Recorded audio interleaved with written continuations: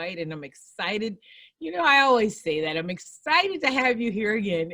That's my tagline. But really, I'm really excited to have you here. And I'm always excited to have my guests, whoever my guest is. But I'm just truly excited that Dr. Mariah in the making is with me. She is such a blessing to have on the show as we are learning. We're being students. This journey that I'm on around health, it's just like the Bible says, ask and it shall be given, seek, you shall find, knock and the door shall be open. I'm telling you, the word of God really helps us to be able to navigate this life and this journey. And ever since I've been on a quest to understand in my journey, because we all have journeys about how to live this life, it comes to you. So this is what we do at the Bridge Broadcast Show. We are the gateway to get you from where you are to where you want and need to be. You may not even know you need to be there, but you may want to be there. But sometimes you get what you need. God is so amazing. He gives us what we need. He doesn't always give us what we want, but we definitely get what we need. And so, WYTV7, Christian Broadcasters Network, I'm just privileged to be able to, be the host of the Bridge Broadcast Show to share with you more knowledge, tips, and, things that's going to help you be better, to live your best life and be productive. Without delay, I got Mariah with me. Mariah, say hi to everybody. Hello, everybody. I'm so thankful to be here and be here with you, Tina, and with all of you listening. This is such an incredible time for us to share space together and to grow in knowledge one to another. Mariah, you are so right. It's just a blessing to be here because, every day is not promised. If we don't do what we need to do, tomorrow's not necessarily promised. And we've been talking about a healthy heart. We've been talking about, we talked on the last show about systolic and diastolic, and I was sharing that the last one I had was 120/72, which was good, but I want to maintain that. And it's everything that we're getting and giving to you on the show today to keep you having that healthy heart. And you say the symbol, what is our symbol? It's a healthy heart. It's a healthy heart, background black. Healthy heart. We want to have a healthy heart. And so today we want to continue to give you some tips on how to have that healthy heart. When you go to the doctor and the doctor asks how you're doing, what you're eating, it's all for a reason, to gather information on, where you are in your progress. So Mariah, help us out. What do you want to tell us today? Yes. It's so tough when you get that sentence coming from your doctor and you don't know what to do about it besides take a pill or a supplement perhaps. So, I really want to encourage people that there is something that you can do. There's something in your lifestyle that you can change to incorporate a more whole and healthy life. So I want to give my first tip of the day in this part 2 section, that to reduce stress. Reducing your stress. Know what your stressors are so that you can manage them. So if you are, a full-time mom, you have your job, you have, all your duties that you need to attend to, know what they are, know the time that you need to put into them. And if you can, take out any of those or rearrange some time.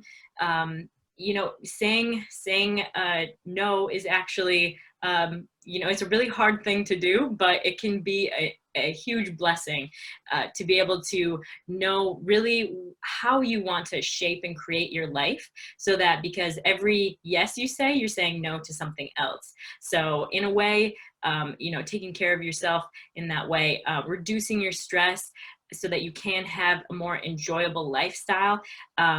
And it also, those stress levels, they do increase your cortisol, which is making you have that adrenaline to keep going. And we unfortunately are at this high level of cortisol throughout our days, where our bodies are being depleted and we wonder why we're so tired all the time.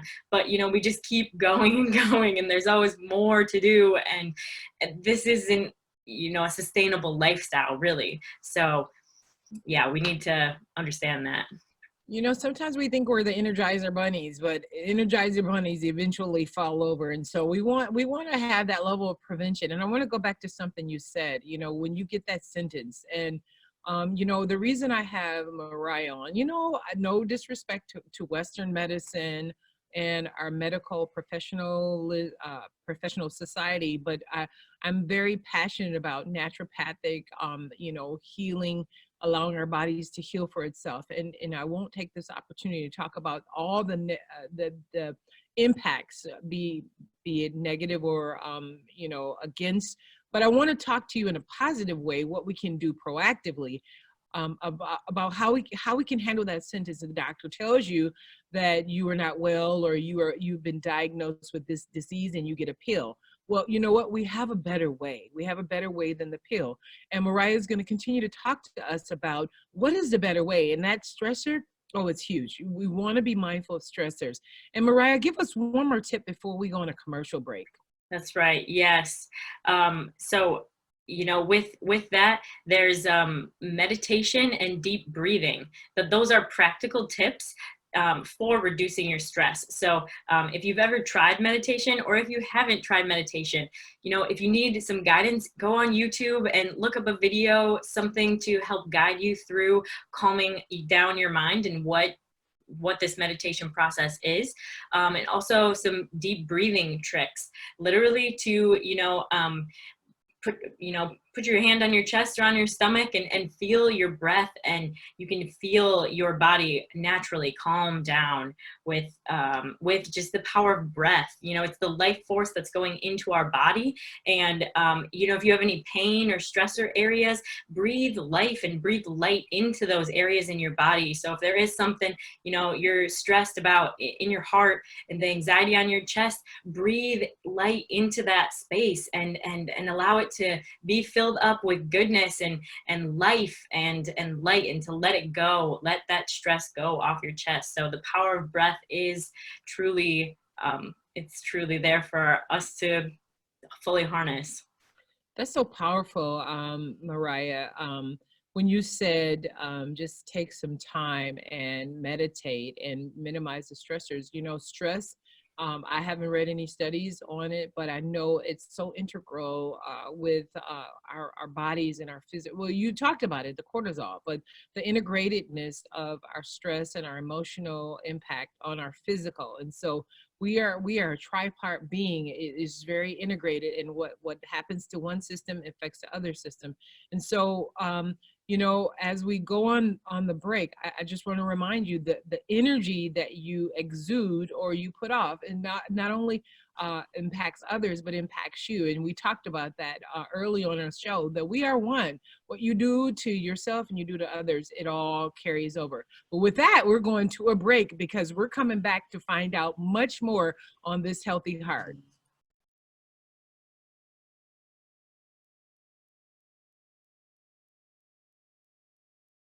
All right, welcome back. We are back on Healthy Heart Part 2, and we are looking to find out how this whole thing plays a part on our a healthy heart. You know, I was talking about, you know, the energy. I tell you, energy is everything, and how you put out energy, and when you're stressed, and how you move about, and how that impacts. You know, if you I did an activity, and it's like you move and move and move, and then when you slow down, the difference between the two energies is powerful. So, Mariah, I don't know if you have anything to add to that, or you want to give your points. I just wanted to throw that in there. Yes, absolutely. I back that up 100%. So people to just be more mindful of your everyday life. And my next point that I have is talking about reducing your alcohol and what those effects can have on your body. So it's actually 16% of high blood pressures, of what the cause is linked to, is alcohol consumption, which I found out of the 26% that is that people suffer from high blood pressure, 16% of that is coming from alcohol related consumption. And it's part of our lifestyle of kind of a cool down routine, and it's enjoyable. it's fine to have those times of enjoyment, but to just really know, like what it is doing to your body, so that when you have even a 10 ounce or 10 grams of alcohol, actually increases your blood pressure by 1 millimeter hertz. So, you were saying your numbers are pretty good, but so if you have, 2 drinks, that's going to increase those numbers to 2 millimeter hertz to your overall reading. Wow, that's so interesting. And you know what? We're not trying to tell you how to change your lifestyle, but we just want to give you some tips on how to be better. Mariah, help us out. What else do we have? Yeah. So, and with that, I wanted to touch on, a lot of people, they ask about red wine and is this good for me or not? And it does have its pros and cons for sure. So it does have that.